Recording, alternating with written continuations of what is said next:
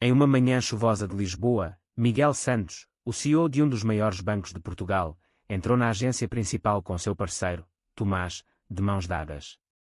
O gerente da filial, um homem conservador chamado António Oliveira, recusou-se a atendê-los, murmurando algo sobre valores tradicionais e negando o serviço de abertura de conta conjunta.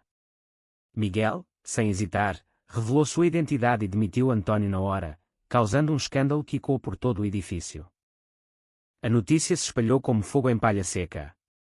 Repórteres cercaram o banco, câmaras piscando enquanto Miguel saía com Tomás ao lado, o rosto impassível mas os olhos flamejantes de raiva.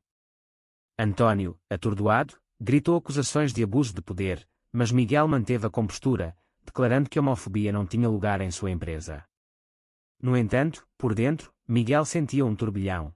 Era a primeira vez que expunha publicamente sua orientação sexual, e as consequências para sua vida pessoal pareciam inevitáveis. Miguel havia construído sua carreira com discrição. Aos 35 anos, ele era o epítome do sucesso, formado em economia pela Universidade de Lisboa, ascendeu rapidamente na hierarquia bancária graças à sua inteligência afiada e decisões ousadas. Mas sua vida amorosa sempre foi um segredo guardado a 7 chaves. Tomás, um professor de arte de 32 anos, era o amor de sua vida há 3 anos, mas Miguel nunca o apresentara à família. Seus pais, católicos devotos de uma pequena vila no Alentejo, ainda esperavam que ele se casasse com uma mulher e tivesse filhos. Naquela noite, em seu apartamento moderno no Chiado, Miguel e Tomás discutiram o incidente. Você fez o certo, disse Tomás, abraçando-o, mas e agora? Sua família vai descobrir. Miguel assentiu, o peso da realidade caindo sobre ele. Ele sabia que o vídeo do confronto já circulava nas redes sociais. Como lidar com a rejeição que viria? Ele se lembrou da infância, quando seu pai o repreendia por brincar com bonecas em vez de futebol, e como ele aprendeu a esconder quem era para ganhar aprovação. No dia seguinte, o Conselho de Administração do banco convocou uma reunião de emergência. Alguns diretores aplaudiram a ação de Miguel, vendo-a como um passo progressista para a imagem da empresa.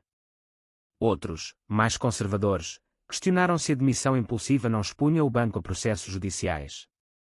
António pode alegar discriminação reversa, argumentou um deles. Miguel defendeu sua decisão. Homofobia é discriminação, e nós não toleramos isso. Mas internamente, ele duvidava, será que agira por raiva pessoal ou por princípio?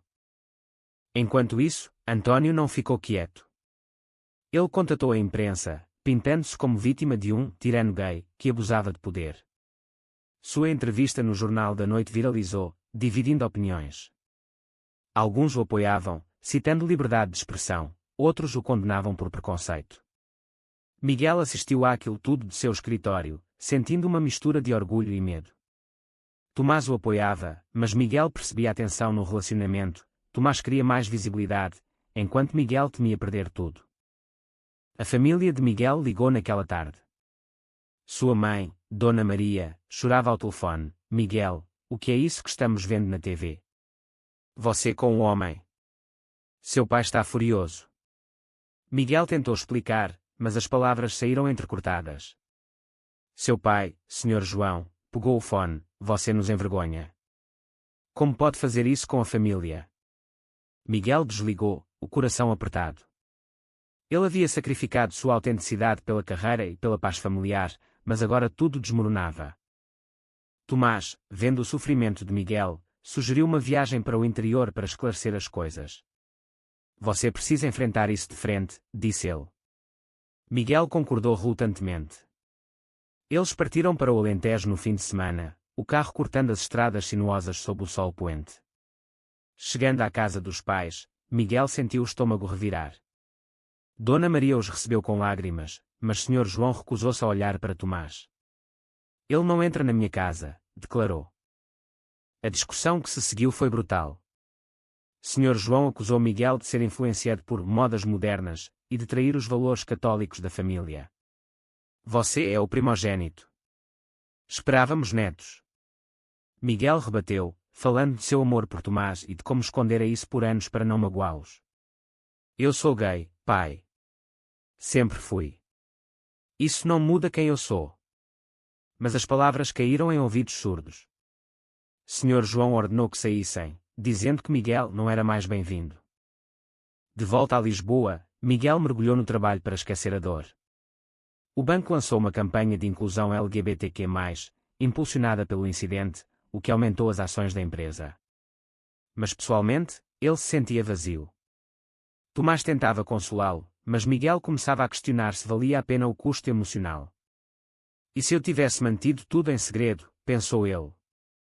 A pressão social pesava, amigos conservadores se afastavam, enquanto novos aliados surgiam. António, por sua vez, planejava vingança. Ele contratou um advogado e processou o banco por demissão injusta, alegando que sua recusa era baseada em crenças religiosas, não preconceito. A mídia cobriu o caso intensamente, transformando-o em um debate nacional sobre direitos LGBTQ+ versus liberdade religiosa. Miguel teve que depor, revivendo um momento humilhante. Ele nos negou serviço por sermos gays, afirmou. Mas o advogado de António contra-argumentou: meu cliente agiu de acordo com sua consciência. O julgamento se aproximava, e Miguel sentia a tensão crescer. Ele começou a ter insonias, questionando suas escolhas. Tomás o apoiava, mas o relacionamento sofria, discussões sobre o futuro, sobre casamento, sobre a adoção. Eu quero uma vida aberta, Miguel, disse Tomás. Não posso mais viver nas sombras. Miguel prometeu mudar, mas o medo paralisava. O Tribunal de Lisboa estava lotado quando o julgamento começou. Miguel sentou-se no banco das testemunhas, o terno impecável contrastando com o suor em sua testa. António, do outro lado, olhava-o com desprezo. O juiz, uma mulher de meia-idade, ouviu os argumentos. O banco defendia que a demissão era justificada por violação de políticas de não discriminação. António alegava que sua fé católica o impedia de endossar uniões homossexuais. Durante o depoimento, Miguel reviveu o incidente: entramos de mãos dadas, e ele disse que não atendia gente como nós. A plateia murmurou. O advogado de António pressionou: você demitiu o meu cliente por vingança pessoal, não é? Miguel negou, mas admitiu internamente que a raiva influenciara. Tomás, na audiência, apertava sua mão, um gesto de apoio silencioso. Fora do tribunal, a vida de Miguel virara um caos. Paparazzi o seguiam, e sua família se distanciara ainda mais. Dona Maria ligava ocasionalmente, suplicando que ele voltasse ao caminho certo. Senhor João nem atendia. Miguel sentia a culpa corroê-lo. Será que expusera sua orientação por impulso, destruindo laços familiares irrecuperáveis? Tomás, vendo o declínio de Miguel, propôs terapia. Você precisa lidar com isso, insistiu. Miguel relutou no início, mas marcou uma sessão com um psicólogo em Lisboa. Lá, ele desabafou sobre sua infância reprimida, sobre o medo de rejeição que o moldara. Eu sempre soube que era gay, mas aprendi a esconder para sobreviver. O terapeuta o ajudou a ver que a autenticidade tinha um preço, mas também liberdade. Enquanto isso, o caso ganhava tração internacional. Ativistas LGBTQ+ em Portugal e na Europa apoiavam Miguel, organizando protestos em frente ao banco. Não há homofobia nos negócios, gritavam. Mas conservadores contra-argumentavam, defendendo António como mártir da fé. Miguel recebeu ameaças anônimas, o que o forçou a contratar segurança. Tomás preocupava-se: isso está nos destruindo. Em uma noite chuvosa, Miguel e Tomás tiveram uma briga feia. Você prioriza sua imagem sobre nós, acusou Tomás. Miguel rebateu: estou lutando por nós. Mas no fundo, ele sabia que o estresse os afastava. Eles fizeram as pazes, mas a rachadura permanecia. O julgamento prosseguia. Testemunhas do banco confirmaram a política antidiscriminação. Um ex-funcionário de António depôs sobre comentários homofóbicos anteriores. António defendeu-se: minha religião ensina que o casamento é entre homem e mulher. Eu não odeio, só sigo minha consciência. O juiz ponderou, e Miguel questionou, onde terminava a liberdade religiosa e começava a discriminação. Após dias tensos, o verdito veio: o tribunal decidiu a favor do banco, declarando a demissão justificada. António foi condenado a pagar custos judiciais. Miguel sentiu alívio, mas não vitória. A mídia celebrou como avanço para direitos gays em Portugal, mas para ele, era pessoal. Com o caso resolvido, Miguel decidiu reconectar com a família. Ele viajou sozinho para o Alentejo, determinado a curar feridas. Dona Maria o recebeu com um abraço choroso. Eu te amo, filho, mas isso é difícil. Senhor João, relutante, sentou-se para conversar. Por que você não nos disse antes? Perguntou. Miguel explicou sua luta interna, o medo de perda. Eu queria ser o filho perfeito. A conversa durou horas, cheia de lágrimas e acusações. Senhor João admitiu rigidez, influenciada por sua criação conservadora. O mundo mudou, mas eu não. Miguel pediu compreensão. Eu sou o mesmo filho. No fim, não houve reconciliação total, mas um acordo de trégua. Dê tempo ao tempo, disse Dona Maria. De volta a Lisboa, Miguel propôs a Tomás. Em um jantar romântico no bairro Alto, ele ajoelhou-se. Quero casar com você, abertamente. Tomás aceitou, lágrimas nos olhos. Mas Miguel sabia que desafios viriam, a adoção, preconceito social persistente. Entretanto, um novo conflito surgiu. Um diretor do banco, amigo de António, vazou e-mails internos sugerindo que Miguel usara a influência para manipular o julgamento. A imprensa questionou sua integridade.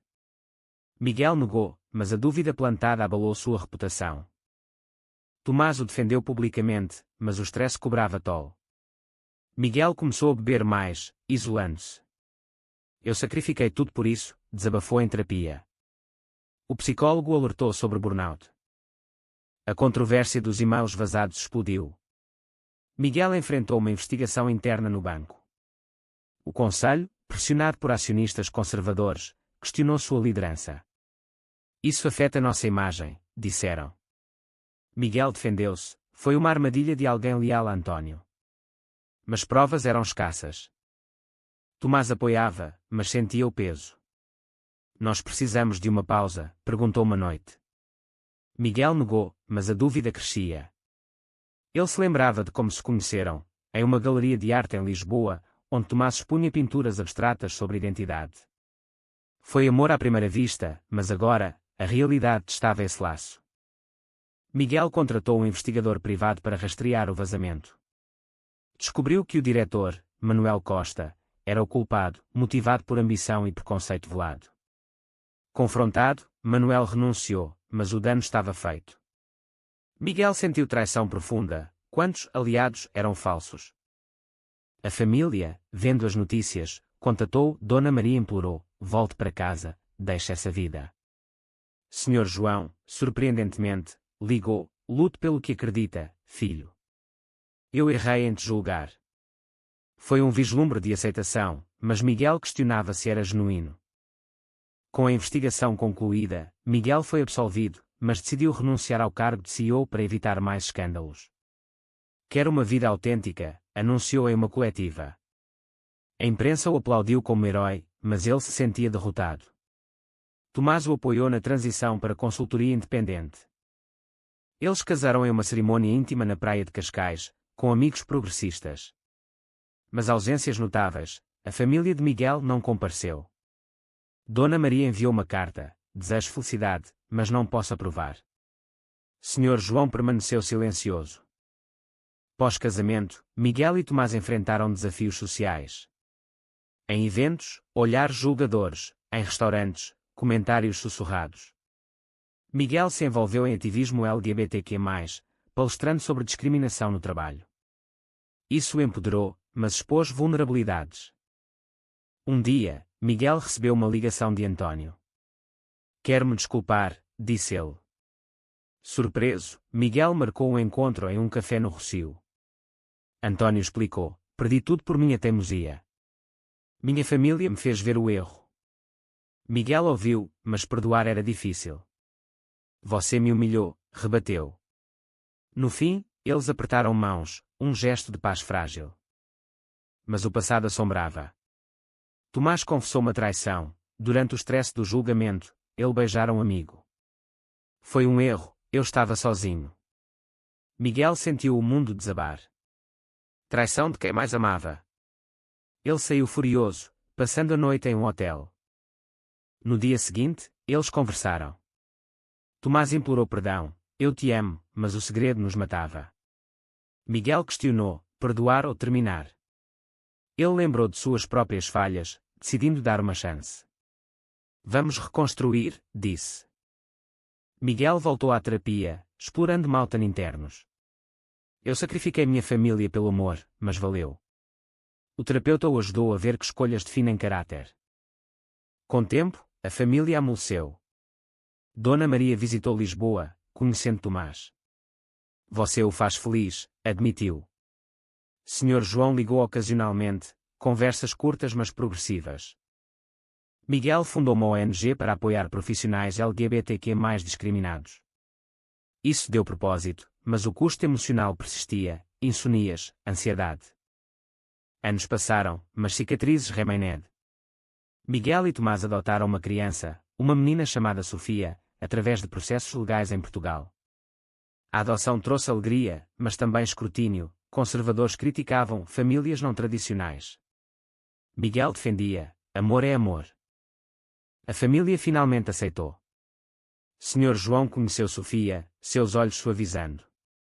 Ela é linda, disse. Foi o começo de reconciliação verdadeira. Mas um novo conflito surgiu. Um ex-colega de António contatou Miguel, revelando que António planejava um livro difamatório. Ele culpa você por sua ruína. Miguel processou para impedir, revivendo traumas. Durante o processo, Miguel enfrentou depressão. Tomás o apoiou, mas a tensão voltou. Isso nunca acaba, perguntou Tomás. Miguel questionava se sua luta valera. No tribunal, António Depos: eu mudei, mas o livro é minha verdade. Miguel rebateu: sua verdade é preconceito. O juiz bloqueou a publicação, mas a mídia sensacionalizou. Pós-vitória, Miguel refletiu sobre sacrifícios, carreira, família, paz mental. Eu troquei tudo por autenticidade, pensou. Tomás e ele viajaram para o Algarve, reconectando. Nós sobrevivemos, disse Tomás. Miguel concordou, mas dúvidas lhe geravam. De volta, Miguel palestrou em uma conferência LGBTQ+ em Porto. Compartilhou sua jornada, de CEO escondido a ativista aberto. Aplausos o energizaram, mas ele via o custo nos olhos cansados. Sofia crescia, questionando, porque alguns não gostam de dois papais. Miguel explicava preconceito, ensinando tolerância. António, derrotado, enviou uma carta: você venceu. Eu aprendi. Miguel respondeu: que todos aprendam. Mas uma traição final: Manuel Costa, o diretor demitido, vazou fotos privadas de Miguel e Tomás. Escândalo explodiu, privacidade violada.